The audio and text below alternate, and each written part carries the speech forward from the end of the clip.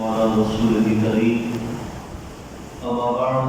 فأعوذ بالله من الشيطان الرجيم بسم الله الرحمن الرحيم واذكر إسماعيل واليسع وذا الكفل وكل من الأخيار صدق الله العلي العظيم وبلغنا رسوله النبي الكريم الأمين الرؤوف الرحيم الصلاة والسلام عليك يا رسول الله وعلى آلك وأصحابك يا حبيب الله الصلاة والسلام عليك يا شفيع المذنبين وعلى آلك وأصحابك يا سيدي يا رحمة للعالمين صلى الله تعالى عليه وعلى آله وأصحابه وبارك وسلم يا صاحب الجمال ويا سيد البشر من وجهك المنير لقد نور القمر لا يمكن الثناء كما كان حقه بعد خدا حضور کوئی قصہ مختصر بعد الحمد والصلاة اللہ رب العزت کا کروڑواں شکر و احسان کہ اس خالق لم یزل نے ہم گنہگاروں کو ماہ رمضان مبارک کی مبارک اور کیف اور نور بہانے ساعتیں دیکھنا نصیب فرمائی رب کائنات کی مبارک گھڑیوں کے صدقے امت مسلمہ پر اپنا خصوصی فضل و کرم فرمائے اور ہم سب کی بے حساب بخشش و مغفرت فرمائے۔ اللہ کی احتشام کل میں نے آپ حضرات کے سامنے حضرت صالح علیہ السلام اور حضرت ایوب علیہ السلام کا ذکر خیر کیا تھا۔ آج انشاءاللہ العزیز حضرت ذوالکفل، حضرت یسع، حضرت الیاس اور حضرت یونس علیہ السلام کا ذکر خیر آپ حضرات کی گوشگزار کیا جائے گا۔ اللہ رب العزت نے قرآن پاک میں ارشاد فرمایا وَاذْكُرْ إِسْمَاعِيلَ وَالْيَسَعَ وَذَا الْكِفْلِ وَكُلٌّ مِّنَ الْأَخْيَارِ، اور یاد کرو اسماعیل اور یسع اور ذوالکفل کو، اور وہ سب اچھے ہیں۔ سب سے پہلے حضرت ذوالکفل علیہ السلام، حضرت ذوالکفل کا جو اصل نام تھا اس کے بارے میں دو روایات ہیں۔ ایک یہ کہ آپ کا اصل نام بشر تھا اور دوسرا نام شرف تھا۔ یا تو آپ کا اصل نام بشر تھا یا شرف آپ کا نام تھا۔ ذوالکفل آپ کا لقب تھا۔ حضرت ذوالکفل علیہ السلام حضرت ایوب علیہ السلام کے بیٹے تھے۔ حضرت ایوب علیہ السلام کے بعد اللہ نے آپ کے بیٹے حضرت ذوالکفل علیہ السلام کو نبوت کا تاج عطا فرمایا۔ حضرت ذوالکفل آپ ساری زندگی لوگوں کو بت پرستی سے منع کرتے رہے، ایک اللہ کی وحدانیت کا لوگوں کو پیغام دیتے رہے، اللہ کی وحدانیت کے پیغام کو عام کر کے لوگوں کو بت پرستی سے منع کرتے رہے، اور ساری زندگی آپ نے اسی پیغام کو عام کرنے میں بسر فرمائی۔ ساری زندگی آپ نے ملک شام کے اندر آپ نے گزاری، اور یہی پیغام اللہ کی وحدانیت کا پیغام عام کرنے اور لوگوں کو بت پرستی سے روکنے کا آپ تبلیغ کا سلسلہ جاری رکھے رہے۔ 75 سال کی عمر حضرت ذوالکفل علیہ السلام نے پائی، اور 75 سال اس دنیا فانی میں رہنے کے بعد دین اسلام کی تبلیغ کرنے کے بعد آپ اس دان فانی سے رحلت فرما گئے۔ جب آپ کی وفات کا وقت قریب آیا تو حضرت ذوالکفل نے اپنے بیٹے عبدان کو وصیت فرمائی کہ میرے بعد وہ خود بھی نیکی کے راستے پر چلتا رہے اور لوگوں کو بھی نیکی کی دعوت دے کر اللہ کی وحدانیت کا پیغام عام کرتا رہے اور لوگوں کو بت پرستی سے منع کرتا رہے۔ حضرت ذوالکفل علیہ السلام آپ کے حوالے سے ملتا ہے کہ آپ یتیموں، محتاجوں، غریبوں، مسکینوں اور بیوہ عورتوں پر بڑے مہربان اور بڑے رحم دل تھے۔ ان کی آپ مدد فرمایا کرتے تھے اور ان کی ضروریات کا آپ خیال رکھا کرتے۔ بیوہ عورتوں کے، لاچاروں کے، محتاجوں، غریبوں، مسکینوں کی آپ کفالت فرمایا کرتے، ان کی ضروریات کو آپ پورا فرمایا کرتے تھے. اسی وجہ سے آپ کا ذوالکفل لقب پڑ گیا. ذوالکفل کا معنی ہے کفالت کرنے والا. آپ کا اصل نام تھا بشر یا شر، لیکن غریبوں، محتاجوں، مسکینوں اور بیوہ عورتوں کی آپ کفالت فرمایا کرتے تھے، ان کی مدد فرمایا کرتے، ان کی ضروریات کو پورا فرمایا کرتے، جس وجہ سے آپ کا لقب ذوالکفل پڑ گیا. اس کے بعد حضرت یسع علیہ السلام، حضرت یسع علیہ السلام آپ حضرت موسیٰ علیہ السلام کے بھائی حضرت ہارون علیہ السلام کی اولاد سے ہیں. حضرت موسیٰ حضرت ہارون کا ذکر انشاءاللہ آگے آئے گا. حضرت یسع علیہ السلام اللہ نے آپ کو نبوت بھی عطا فرمائی اور اللہ نے نبوت کے ساتھ ساتھ آپ کو بادشاہت بھی عطا فرمائی. اور آپ کی زندگی گزارنے کے معاملات کچھ اس طرح تھے کہ آپ نبوت کے منصب پر بھی فائز ہیں، بادشاہت کی منصب پر بھی فائز ہیں، لیکن آپ کی زندگی کے معاملات ایسے تھے کہ آپ ہر روز دن کا روزہ رکھا کرتے اور روزانہ رات بھر آپ اللہ کی عبادت کیا کرتے. کبھی رات کو حضرت یسع علیہ السلام نے آرام نہیں کیا. ہر روز دن کا روزہ رکھا کرتے اور رات کو مسلسل اللہ کی عبادت فرمایا کرتے. اور آپ کا ایک عالم یہ تھا کہ آپ بڑی سمجھداری اور متانت کے ساتھ اپنی امت کے معاملات کا فیصلہ فرمایا کرتے. حضرت یسع علیہ السلام کے حوالے سے آتا ہے کہ آپ کو بالکل بھی غصہ نہیں آتا تھا. آپ بڑے ہی ٹھنڈی طبیعت کے مالک تھے، کسی بات پر بھی آپ کو غصہ نہیں آتا. بڑی ٹھنڈی طبیعت سے اور متانت کے ساتھ امت کے معاملات کا آپ فیصلہ فرمایا کرتے. اور کسی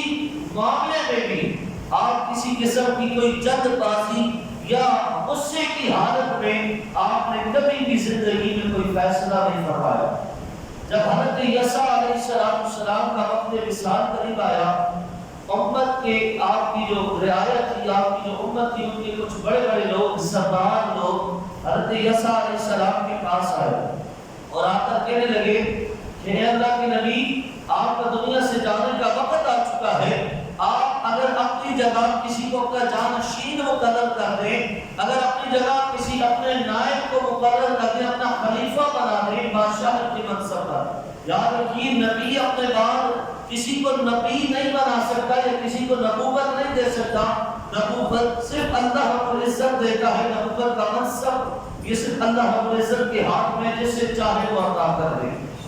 لیکن حضرت یسع نبی ہونے کے ساتھ ساتھ بادشاہ بھی تھے. آپ کی بات کے سردار آئے اور کہا کہ آپ دنیا سے جانے والے ہیں، اپنی بادشاہت کے منصب پر کسی کو اپنا نائب بنا لیں، کسی کو اپنا جانشین بنا لیں، جو آپ کے بعد تخت بادشاہت پر جلوہ افروز ہو کر منصب بادشاہت کو سنبھال سکے. اور حضرت یسع علیہ السلام آپ نے جو قوم کے بڑے بڑے سردار آئے تھے، آپ نے ان سے فرمایا کہ میری 3 شرائط ہیں. اگر تم میں سے کوئی بندہ میری وہ 3 شرائط پر عمل کرے اور مجھ سے وعدہ کرے کہ وہ میری 3 باتوں کو مانے گا، 3 شرائط پر عمل کرے گا، تو میں اسے اپنا جانشین مقرر کروں گا. اب جب قوم کے سرداروں نے سنا تو سب نے اپنی گردنیں جھکا لی اور شرائط ماننے سے اور یہ وعدہ کرنے سے انکار کر دیا. ایک نوجوان اس میں بیٹھا تھا، وہ کھڑا ہوا اور کہنے لگا اے اللہ کے نبی، میں آپ کی شرائط ماننے کو تیار ہوں، میں وعدہ کرتا ہوں آپ جو شرائط رکھیں گے میں اس پر پوری طرح عمل کروں گا. حضرت یسع علیہ السلام نے دیکھا کہ اس سے بڑے بڑے کی عمر کے لوگ، بڑے بڑے عہدوں کے لوگ بیٹھے ہیں، یہ نوجوان ہیں. آپ نے فرمایا تم بیٹھ جاؤ. اسے بٹھا دیا. پھر آپ نے فرمایا ہاں تمہیں کوئی ہے جو میری ان 3 شرائط پر عمل درآمد کرے، اس سے وعدہ کرے کہ وہ میرے بعد اور 3 شرائط پر عمل کرے گا تو میں اسے اپنا جانشین مقرر کرتا ہوں. لیکن کسی نے بھی حامی نہ کری. پھر آپ نے خود ہی اس نوجوان کو فرمایا اے نوجوان بتاؤ کہ تم میری ان شرائط پر عمل کرو گے؟ اس نوجوان نے وعدہ کیا کہ اے اللہ کے نبی، میں آپ کی بتائی ہوئی شرائط پر عمل کروں گا اور آپ مجھے اس عہد سمجھیں کہ اپنے بعد منصب بادشاہت پر آپ مجھے اپنا جانشین مقرر کرنا چاہیں حضرت عیسیٰ علیہ السلام نے فرمایا میری 3 شرائط، پہلی شرط یہ ہے کہ تمہاری زندگی میں کوئی دن ایسا نہ گزرے جس میں تم روزہ نہ رکھو، ہر دن تمہیں روزہ رکھنا ہوگا، کسی دن تمہیں روزے کا نامہ نہیں کرنا ہوگا۔ دوسری شرط یہ ہے کہ روزانہ رات بھر تم اللہ کی عبادت کرو گے، رات کو تم سو کے نہیں، ساری رات اللہ کی عبادت کرنی ہے۔ اور تیسری شرط یہ ہے کہ کبھی بھی قوم کے فیصلے غصے اور جلد بازی میں نہ کرنا، جب بھی قوم کا کوئی فیصلہ کرنا ٹھنڈے دل سے، ٹھنڈے دماغ سے، سکون کے ساتھ سمجھداری کا مظاہرہ کرتے ہوئے سوچ وچار کرنے کے بعد کوئی فیصلہ کرنا، جلد بازی کے اندر اور غصے کے اندر کبھی بھی کوئی فیصلہ نہ کرنا۔ بتاؤ نوجوان، میری یہ تینوں شرط منظور ہیں۔ اس نوجوان نے آپ کے ہاتھ میں ہاتھ دیا اور عرض کی کہ اللہ کے نبی میں آپ سے وعدہ کرتا ہوں کہ میں آپ کی ان تینوں شرائط پر عمل کروں گا کہ زندگی کا کوئی دن ایسا نہیں گزرے گا جس میں روزہ نہ رکھوں، کوئی رات ایسی نہیں گزرے گی جس میں اللہ کی بارگاہ میں سر کا سجود نہ ہوں، اور یہ بھی وعدہ کرتا ہوں کہ کبھی بھی قوم کے فیصلوں میں جلد بازی اور غصے کے عالم میں کوئی فیصلہ نہیں کروں گا۔ یہ وعدہ کیا، آپ نے سے اپنا جانشین مقرر کیا، اور اس کے بعد حضرت عیسیٰ علیہ السلام اس دار فانی سے کوچ فرما گئے۔ یاد رکھیے حضرت عیسیٰ علیہ السلام نے اس نوجوان سے یہ جو وعدہ کیا کہ کبھی بھی کوئی فیصلہ جلد بازی میں اور غصے میں نہ کرنا۔ آپ خود اس بات کا مشاہدہ کریں کہ اکثر اوقات کبھی گھر میں لڑائی ہو جائے، میاں بیوی کے درمیان لڑائی ہو جائے، شوہر غصے میں آ جائے، اور بیویاں عورتیں ویسے ہی کم عقل ہوتی ہیں۔ میرے آقا نے فرمایا عورتیں ناقص العقل ہیں، کم عقل ہیں، اور عورتیں ذرا سی لڑائی پر شوہر سے طلاق کا مطالبہ کرنے لگ جاتی ہیں کہ اگر اتنے تنگ آ گئے تو چھوڑ دو، طلاق دے دو۔ اب شوہر بھی غصے میں آ جائے تو بغیر سوچے سمجھے شوہر بھی طلاق کی لفظ بول بیٹھتا ہے، اور جب طلاق دے دیتے ہیں پھر کیا ہوتا ہے، تھوڑی دیر بعد غصہ ٹھنڈا ہوتا ہے تو سر پہ ہاتھ رکھ کے بیٹھ جاتے ہیں، اور یہ کیا کر دیا میں نے۔ میرے امام صاحب کے پاس آتے ہیں، امام صاحب گھر گیا تھا، بیوی سے لڑائی ہو گئی اور غصہ اتنا ہو گیا کہ میں اس کو طلاق دے بیٹھا۔ میرے چھوٹے چھوٹے بچے ہیں اور میں بیوی کو چھوڑنا نہیں چاہتا تھا، لیکن غصے میں طلاق دے بیٹھا۔ آپ کوئی راستہ بتائیں کیا کروں؟ تو تم نے کوئی راستہ چھوڑا ہی نہیں، راستہ چھوڑا ہوتا تو آپ تجھے راستہ بتاتے ہیں، تو سارے دروازے بند کر کے آتے 3 طلاقیں مار کے اس کے منہ پہ ہمارے پاس آ کر پوچھتا ہے کہ کوئی راستہ بتا دیں۔ اسی طرح بہت سارے معاملات ایسے ہوتے ہیں، گھر میں بھائی بھائی کی لڑائی ہو گئی، تھوڑی تھوڑی باتوں میں ہم اتنا غصے میں آ جاتے ہیں اور آپس میں رشتے داریاں ختم کر دیتے ہیں۔ کاروبار کے معاملات میں بہت سارے ایسے معاملات ہوتے ہیں، یا کاروباری یا گھریلو معاملات میں کبھی کبھار ہم جلد بازی کا مظاہرہ کرتے ہیں، کچھ دیر انتظار کرنے کے بجائے، صبر تحمل کرنے کے بجائے ہم ظاہری فائدے کو دیکھ کر جلد بازی کا مظاہرہ کرتے ہوئے اس ظاہری فائدے کو حاصل کرنے کے لیے ہم فیصلہ کر بیٹھتے ہیں، اور ہوتا کیا ہے کہ جس ظاہری فائدے کی خاطر ہم نے جلد بازی میں فیصلہ کیا تھا وہ ہمارے لیے الٹا دوہرا نقصان بن کر ہمارے گلے پڑ جاتا۔ اکثر زندگی میں اس طرح کے معاملات ہوتے ہیں۔ حضرت عیسیٰ علیہ السلام ہمیشہ خود بھی جلد بازی سے اور غصے سے پرہیز فرمایا کرتے، اور اپنے جانشین سے بھی یہی وعدہ کیا کہ جب بھی کوئی فیصلہ کرو گے سکون صبر تحمل کے ساتھ، جلد بازی کا مظاہرہ نہیں ہونا چاہیے، اور غصے کی حالت میں کبھی کوئی فیصلہ نہ کرو۔ اگر کبھی کوئی مسئلہ بن جائے اور غصے کی حالت ہو اور کوئی بندہ آپ کو فیصلہ کرنے پر ابھار رہا ہو تو آپ اپنے آپ کو اس جگہ سے علیحدہ کر رہے ہیں، کیونکہ غصے میں کیے گئے اور جلد بازی میں کیے گئے فیصلے ہمیشہ نقصان دہ ثابت ہوتے ہیں۔ اس لیے اپنی زندگی میں کوشش کیا کریں کبھی بھی کوئی فیصلہ کرنے لگے تو صبر تحمل کے ساتھ ٹھنڈے دل و دماغ سے اس پر سوچ بچار کیا کرے۔ میاں بیوی کا رشتہ یہ اتنا نازک رشتہ ہے کہ جس کی حد کوئی، ہم نے آج اس میاں بیوی کے رشتے کو ایک مذاق بنا کے رکھ دیا۔ طلاق کو تو ہم نے مذاق سمجھا ہوگا، جب جی چاہا منہ پر طلاق دے دی، اور جب جی چاہا ہم پہلا مولوی صاحب کے پاس پہنچ گئے کوئی راستہ اتنا نکال دیں۔ اگر کسی مسلک کے اندر ہمارے لیے کوئی راستہ نہیں کھل رہا ہوتا اور کوئی دوسرے مسلک والا کہتا آجا ہمارے پاس میری برائی کا راستہ موجود ہے، ہم اپنا ایمان بیچنے کو تیار ہو جاتے ہیں، ہم مسلک تبدیل کرنے کو تیار ہو جاتے ہیں کہ ہم نے اپنی بیوی کو طلاق دیا، رہنا چاہتے ہیں، ہم کی زندگی گزارنی، وہ کہہ رہا ہے راستہ میرے پاس ہے، لیکن یاد رکھیے 3 طلاق دینے کے بعد اب شوہر کے پاس اختیار نہیں کہ وہ اپنی بیوی کے پاس جائے، جب تک اس کی بیوی کسی دوسرے سے نکاح نہ کر لے، پھر اس کے خاوند کا انتقال نہ ہو جائے یا اس کے خاوند اپنی مرضی سے اسے طلاق نہ دے دے، جب تک یہ معاملات نہ ہو جائے تب تک یہ پہلا شوہر اپنی اس بیوی سے نکاح دوبارہ نہیں کر سکتا۔ لیکن ہمارے یہاں ایک مذاق بنا ہوا، لوگ تھوڑی تھوڑی باتوں میں طلاق دے دیتے ہیں، گھر اجاڑ کر دیتے ہیں، سوچ بچار نہیں، جلد بازی کے فیصلے، غصے کے فیصلے، یاد رکھیے اس میں بندہ ہمیشہ نقصان اٹھاتا ہے۔ حضرت عیسیٰ علیہ السلام کے بعد حضرت الیاس علیہ السلام، حضرت الیاس علیہ السلام آپ کا سلسلہ نسب بھی حضرت ہارون علیہ السلام سے جا کر ملتا ہے، اور حضرت الیاس علیہ السلام آپ کو اللہ نے نبوت کے منصب پر فائز فرمایا۔ آپ کی ڈیوٹی یہ تھی کہ آپ خشکی کے اوپر زمین پر آپ کی اللہ نے ڈیوٹی لگائی کہ راہ چلتے مسافر اگر بھٹک جائیں تو حضرت الیاس علیہ السلام اور بھٹکے ہوئوں کو راہ دکھایا کرتے اور بھٹکے ہوئوں کو منزل مقصود تک پہنچایا کرتے۔ یاد رکھیے 2 انبیاء ایسے ہیں، 2 نبی ہیں جن کی اللہ نے بھٹکے ہوئوں کو منزل تک پہنچانے کی ڈیوٹی لگائی، ایک حضرت الیاس علیہ السلام، دوسرے حضرت خضر علیہ السلام۔ حضرت الیاس کی ڈیوٹی خشکی کے اوپر ہے، زمین پر ہے، کہ زمین پر اگر خشکی پر کوئی چلتا ہوا مسافر راہ بھٹک جائے، راہ بھول جائے تو حضرت الیاس آ کر اس کی مدد فرماتے ہیں اور اسے اس کی منزل کا راستہ بتاتے ہیں۔ اور اگر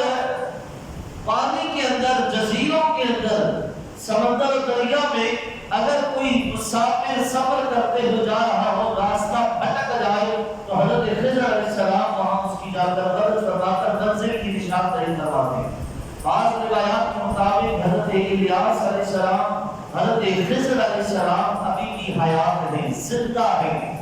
جب قیامت آئے گی، سور پھونکا جائے گا اور سارے لوگ جب انتقال کر جائیں گے، اس وقت حضرت الیاس اور حضرت خضر بھی انتقال کریں گے، ورنہ ابھی تک حضرت الیاس اور حضرت خضر دنیا میں موجود ہیں، لیکن کہاں ہیں کسی کو کوئی نہیں پتا۔ ہر سال حج کے موقع پر حضرت الیاس اور حضرت خضر علیہ السلام کی مطاف اور مینا میں ملاقات ہوتی ہے۔ آپ عام انسانوں کی صورت میں تشریف لاتے ہیں، ہر سال حج ادا فرماتے ہیں، ہر سال حج کی ادا فرماتے ہیں، اور حج کے میدان میں ان دونوں ہستیوں کی آپس میں ملاقات بھی ہوتی ہے۔ حضرت خضر علیہ السلام جو اللہ کے اولیاء ہوتے ہیں، جو اپنی زندگی قال اللہ قال رسول اللہ کے فرمان کے مطابق گزارتے ہوئے منصب ولایت پر فائز ہوتے ہیں، حضرت خضر علیہ السلام ان اولیاء سے ملاقات بھی فرمایا کرتے ہیں۔ حضرت الیاس علیہ السلام آپ کی ملاقات حضور علیہ السلام سے بھی ہوئی ہے،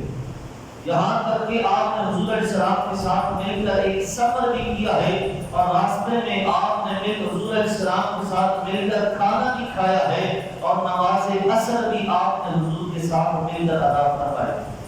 حضرت الیاس علیہ السلام آپ کی قوم کی بت پرست تھی، آپ اپنی قوم کو اللہ کی وحدانیت کا پیغام پہنچاتے اور لوگوں کو ڈرایا کرتے کہ دیکھو تم سے پہلے جو امتیں گزری ہیں، انہوں نے جب اللہ کی نافرمانی کی، اللہ کی وحدانیت کا انکار کیا، بتوں کو اپنا معبود بنایا، انہیں اپنا خدا سمجھا اور اپنے انبیاء کی توہین کی، تو دیکھو اللہ رب العزت نے ان کا کیا حشر فرمایا، ان کا نام و نشان سب ہستی سے رب کائنات نے مٹا کر رکھ دیا۔ لہذا تم بھی اس بت پرستی سے اجتناب کرو اور اللہ رب العزت کی کو اپنا معبود برحق مانو، اور اللہ رب العزت کی بارگاہ میں رجوع کرو، اسی کی عبادت کرو، اسی کے سامنے سب کا سجود ہو۔ لیکن وہ قوم آپ کی بات ماننے سے انکاری رہی۔ اس قوم کا ایک بت تھا جس کا نام تھا باعل، وہ اس قوم کا سب سے بڑا بت تھا، تقریباً اس بت کی لمبائی 30 فٹ تھی، 30 فٹ لمبا وہ بت تھا، اور پورے کا پورا سونے کا بنا ہوا، پورے کا پورا سونے کا بنا ہوا، اور اس بت کی حفاظت اور اس کی نگہبانی کے لیے اس قوم نے 400 خادم رکھے ہوئے تھے۔ جن کا کام یہ تھا کہ وہ اس بت کی صفائی ستھرائی، اس کا پاک، اس کی نگہبانی، اس کے سارے معاملات 50 خادم دیکھا کرتے، اور اس قوم کا نظریہ یہ تھا کہ یہ جو 400 خادم اس بت کا خیال رکھتے ہیں، اس کی خدمت کرتے ہیں، یہ 400 خادم ہمارے اس بت کے نبی ہیں، ہمارے اس بت کے پیغمبر ہیں، اس کا پیغام پہنچانے والے ہیں۔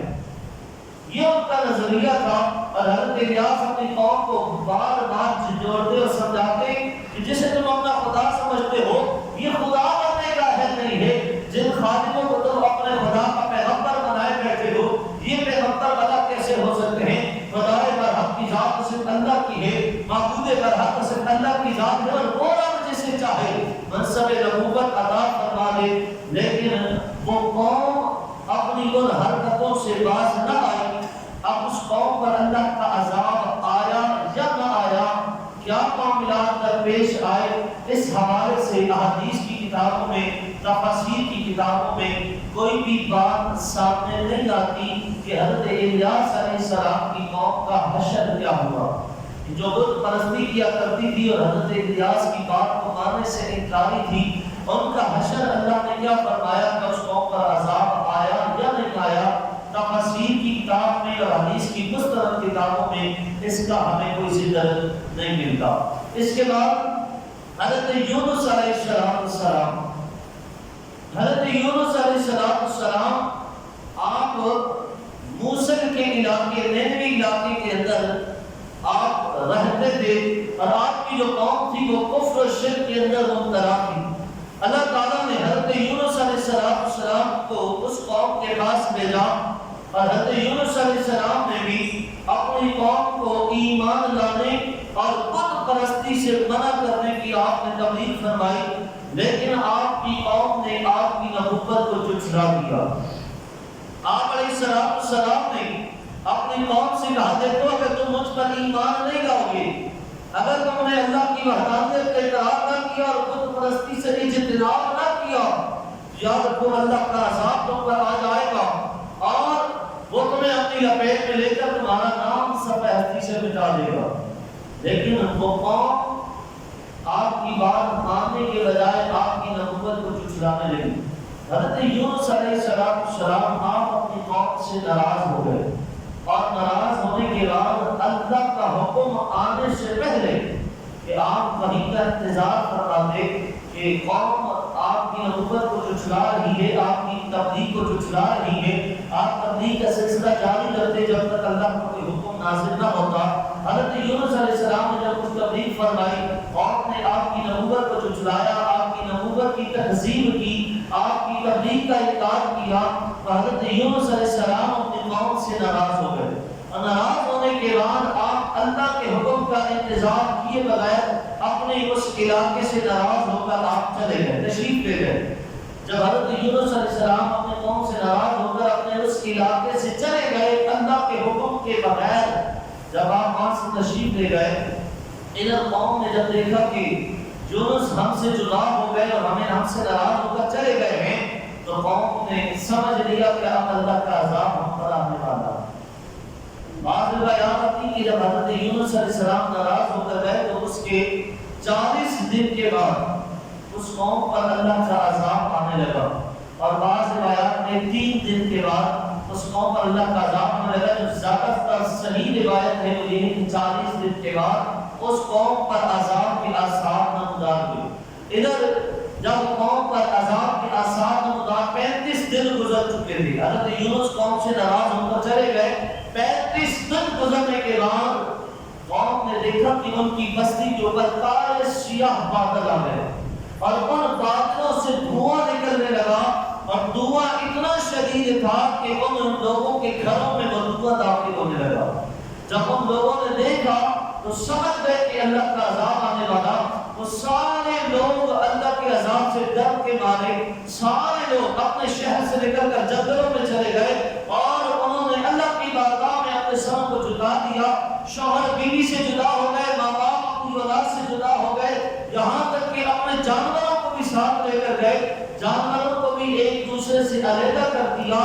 ساری قوم کے لوگ جنگل کے اندر اللہ کی بارگاہ میں سر سجود ہو گئے، اللہ سے توبہ و استغفار کرنے کرنے لگے اور اللہ کی بارگاہ میں عرض کرنے لگے اے میرے مولا ہم تیری وحدانیت کا بھی اقرار کرتے ہیں، تیرے نبی یونس پر بھی ایمان لے کر آتے ہیں، اے اللہ ہم وعدہ کرتے ہیں اللہ کبھی بت پرستی نہیں کریں گے، کبھی کفر و شرک نہیں کریں گے۔ اللہ سے گر گڑا کر معافیاں مانگنا شروع کی، یہاں تک کہ انہوں نے آپس میں ایک دوسرے سے معافی مانگی کہ کبھی ہم نے اگر تم پر ظلم کیا ہو، کبھی ہم نے اگر تمہیں نقصان پہنچایا ہو، کبھی ہم نے تمہارا کوئی مال غصب کیا ہو تو ہم معافی چاہتے ہیں، ہمیں معاف کر دو۔ سب نے ایک دوسرے سے معافیاں مانگنا شروع کر دی، یہاں تک روایت میں آتے اگر کسی بندے نے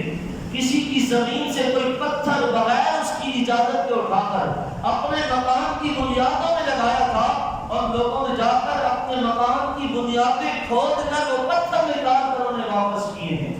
یہ پتھر واپس لے لو اور ہمیں معاف کر دو، اس طرح ان لوگوں نے آپس میں ایک دوسرے سے معافی تلافی کا سلسلہ شروع کیا، اللہ کی بارگاہ میں گر گڑا کر توبہ و استغفار کرنے لگے اور اللہ کی بارگاہ میں عرض کرنے لگے مولا ہم پر کرم فرما رحم فرما، ہم تجھ پر بھی ایمان لاتے ہیں، تیرے نبی یونس پر بھی ایمان لاتے ہیں، آج وعدہ کرتے ہیں کبھی بت پرستی نہیں کریں گے، کبھی کفر و شرک نہیں کریں گے، مولا اس آنے والے عذاب کو ہم سے ٹال دے۔ جب اس قوم نے سب سے دل سے اللہ کی بارگاہ میں توبہ کی اور ایک دوسرے سے معافی مانگ کر اپنے جو کبھی کسی کے ساتھ کوئی زیادتی کی، کسی کا حق غصب کیا، اس سے معافیاں مانگ کر ایک دوسرے کو جب معاف کیا اور پھر اللہ کی بارگاہ میں جب سچی توبہ کر کے ایمان لے کر آئے تو اللہ رب العزت نے ان کی اس عذاب کو پسند فرما کر ان سے عذاب کو اللہ نے ٹال دیا، اس قوم سے عذاب کو اللہ نے ہٹا دیا اور پھر ان پر عذاب نازل ہوا۔ ادھر حضرت یونس علیہ السلام قوم سے ناراض ہو کر رہے تھے، آپ ایک کشتی پر سوار ہوئے کہ آپ کے علاقے میں باہر ایک دریا تھا، آپ دریا سے اس پار جانا چاہتے تھے کہ اب کسی اور علاقے میں جا کر تبلیغ کی جائے، کیونکہ اللہ کا حکم نہیں تھا، آپ اللہ کی حکم کے بغیر اپنے علاقے سے نکلے تھے۔ جب آپ کشتی میں سوار ہوئے، جب کشتی بیچ دریا میں پہنچی نا، بیچ سمندر میں پہنچی تو اچانک سمندر میں طوفان آ گیا، طوفان آ گیا۔ اس وقت کا یہ ان کا ایک رول تھا، ایک نظریہ تھا کہ جب سمندر میں سفر کرتے ہوئے اگر کشتی چل رہی ہو، سمندر میں بھنور آ جائے، طوفان آ جائے تو اس کا مطلب یہ ہے کہ کشتی میں کوئی ایسا شخص ہے، کوئی ایسا غلام ہے جو اپنی مالک کی اجازت کے بغیر بھاگ کر آیا، مالک کی اجازت کے بغیر بھاگ کر آیا ہے اور بھاگ کر سفر کر رہا۔ یہ ان کا نظریہ تھا۔ جب سمندر میں طوفان آیا تو انہوں نے کہا کہ لگتا ہے ایسا کہ ہم میں کوئی ایک غلام ایسا ہے جو اپنے مالک کی اجازت کے بغیر بھاگ کر آیا ہے، اس کشتی میں سوار ہوا۔ اب کشتی میں جتنے بھی لوگ تھے ان سب کے نام لکھے گئے اور قرآن دازی کی گئی کہ قرآن دازی کی جائے، جس کا نام نکلے گا سمجھ جائیں گے کہ وہی بھاگ کر آیا ہوا۔ اب انہوں نے جب سب کے نام لے کر ڈالے، جب رتبہ نکالا قرآن دازی کرتے ہوئے تو حضرت یونس کا نام نکلا ہے۔ انہوں نے دوبارہ رتبہ میں ڈالا، دوبارہ قرآن دازی کی، دوبارہ حضرت یونس کا نام آیا۔ تیسری بار پھر قرآن دازی کی، پھر حضرت یونس کا نام نکل آیا۔ حضرت یونس نے جب دیکھا تینوں بار میرا نام نکلا، آپ نے فرمایا لوگوں ہاں میں ہی ہوں جو اپنے مالک کی اجازت کے بغیر وہاں سے نکلا ہوں۔ اور یہ کہتے ہی آپ نے کشتی سے چھلانگ لگا کر دریا میں سمندر میں آپ نے چھلانگ لگایا۔ ادھر جب آپ نے کشتی سے چھلانگ لگائی ادھر اللہ رب العزت نے مچھلی کو حکم دیا کہ اے مچھلی یونس علیہ السلام کو اپنے پیٹ کے اندر قید کر لے، لیکن یاد رکھ میں یونس کو تیرا لقمہ نہیں بنا رہا بلکہ انہیں تیرے پیٹ میں قید کر رہا ہوں۔ حضرت یونس کے جسم کو ذرہ برابر بھی خراش نہیں آنی چاہیے، ان کا بال بھی پیکا نہیں ہونا چاہیے۔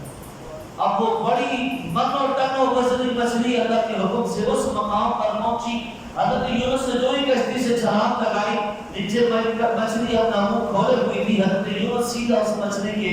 پیٹ میں آپ چلے گئے۔ بعض روایات کے مطابق آپ 3 دن مچھلی کے پیٹ میں رہے، بعض کے مطابق 10 دن، بعض 15 دن، بعض میں 1 مہینہ، بعض میں 40 دن تک۔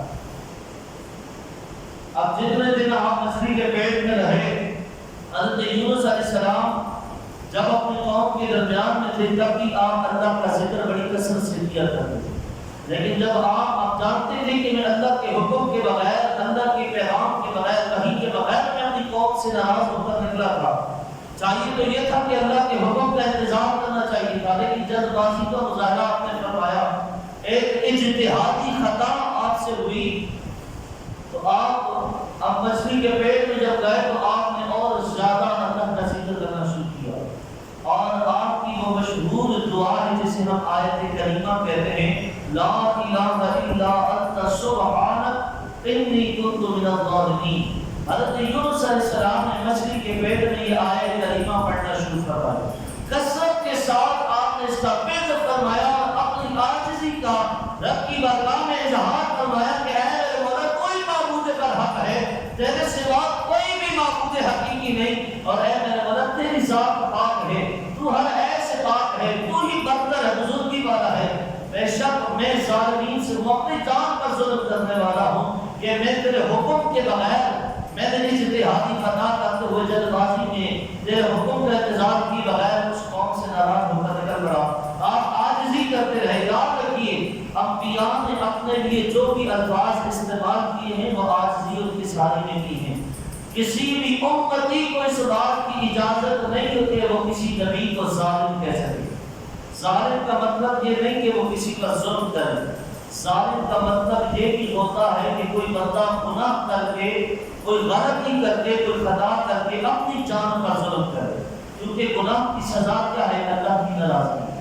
اور ہم نے گناہ کر کے اپنی جان پر ظلم کر دیا کہ ہم نے اللہ کی ناراضگی کو کھو دیا۔ یاد رکھیے انبیاء گناہ کرنے سے پاک ہیں، انبیاء سے گناہ سرزد نہیں ہوتے، انبیاء معصوم ہیں، البتہ اجتہادی خطا ان سے سزا ہو جاتی ہے، لیکن گناہ انبیاء سے نہیں ہوتے۔ اگر کوئی شخص یہ کہے کہ فلاں نبی نے گناہ کر دیا، یاد رکھیے وہ دائرہ اسلام سے خارج ہو جائے گا، کیونکہ انبیاء گناہوں سے پاک ہیں، معصوم ہیں، انبیاء سے گناہ نہیں ہوتے۔ اب حضرت یونس علیہ السلام جتنے دن بھی مچھلی کے پیٹ میں رہے، آپ لا الہ الا انت سبحانک انی کنت من الظالمین کا فکر کرتے رہے۔ بالآخر اللہ رب العزت نے آپ پر کرم فرمایا اور مچھلی کو حکم ارشاد فرمایا کہ کنارے پر جا کر حضرت یونس کو اگل کر باہر نکال دو۔ مچھلی نے اللہ کی حکم کی اطاعت کی، تکمیل کی اور کنارے پر آ کر حضرت یونس کو اگل کر باہر نکالا۔ جب حضرت یونس مچھلی کے پیٹ سے باہر آئے، آپ کی حالت ایسی تھی جیسے نومولود بچہ باپ کے پیٹ سے دنیا میں آتا،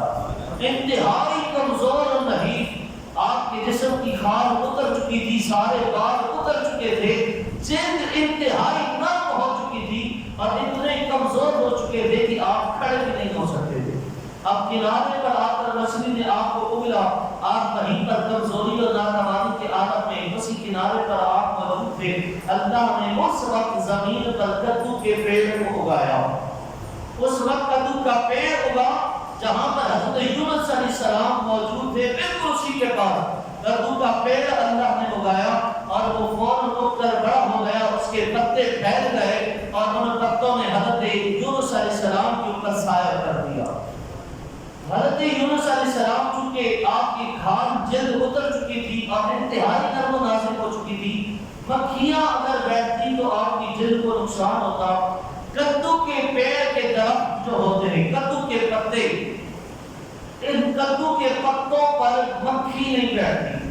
اور کدو کے پتے ہمیشہ ٹھنڈے ہوا کرتے ہیں۔ اب چونکہ سورج کی تپش بھی آپ پر لگتی تو آپ کے جسم کو نقصان پہنچاتی، رب کائنات نے آپ کے کدو کے پیڑ کو اگایا جسم کے بڑے بڑے پتے آپ کے جسم کے اوپر آ کر لپٹ گئے اور آپ کو دھوپ کی تپش سے بھی بچایا، دیگر غلاظت و گندگی سے بھی اللہ رب العزت محفوظ فرمایا۔ کچھ دن آپ وہاں رہے، پھر اللہ رب العزت نے ایک بکری کی ایک ڈیوٹی لگا دی کہ وہ روزانہ حضرت یونس کے پاس آتی اور حضرت یونس علیہ السلام اس بکری کا دودھ پیتے اور آپ کو اس سے طاقت و توانائی حاصل ہوتی۔ کچھ دن گزرنے کے بعد حضرت یونس علیہ السلام کی طاقت و توانائی بحال ہو گئی اور آپ دوبارہ اپنے اسی مقام پر اسی طاقت و شباب میں آ گئے جس میں آپ پہلے تھے۔ یہ سارا معاملہ اس لیے ہوا کہ چونکہ آپ نے اللہ کے حکم کی، پہلے ہی آپ اپنے قوم سے ناراض ہو کر آپ اس علاقے کو چھوڑ کر چلے گئے۔ حالانکہ انبیاء جب تک اللہ کا حکم نہیں آتا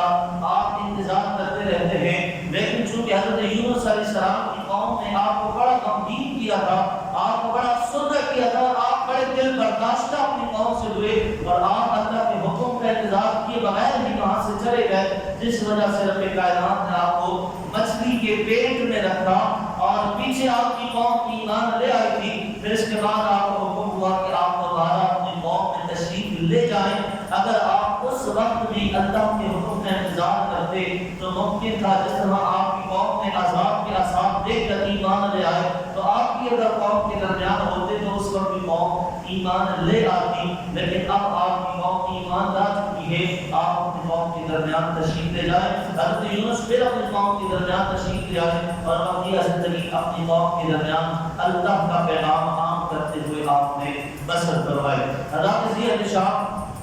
علماء کرام مفسرین محدثین فرماتے ہیں حضرت یونس علیہ السلام کو اللہ نے مچھلی کے پیٹ سے نجات عطا فرمائی کہ آپ نے پھر فرمایا لا الہ الا انت سبحانک انی کنت من الظالمین.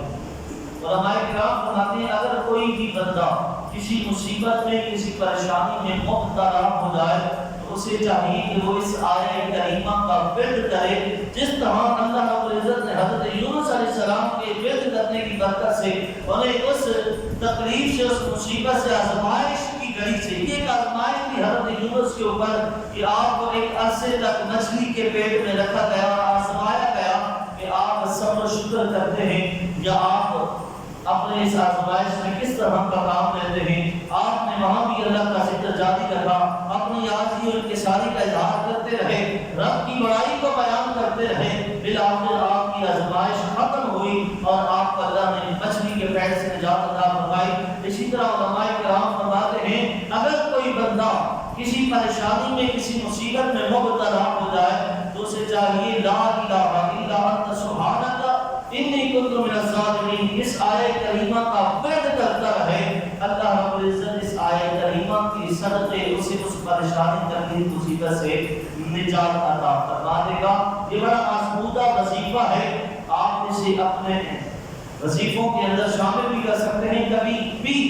کوئی پریشانی, کوئی تکلیف, کوئی دکھ کی گھڑی آ جائے تو آپ اسے اپنا وظیفہ بنا کر اسے پھر اس کا فعل کیا کریں. اللہ اس کی برکت سے بگڑے کام سماعت کیا کرتا ہے اور تکالیف اور پریشانیوں سے اللہ نجات عطا فرما دیتا ہے. رب کائنات کی بارگاہ میں دعا ہے خالق کائنات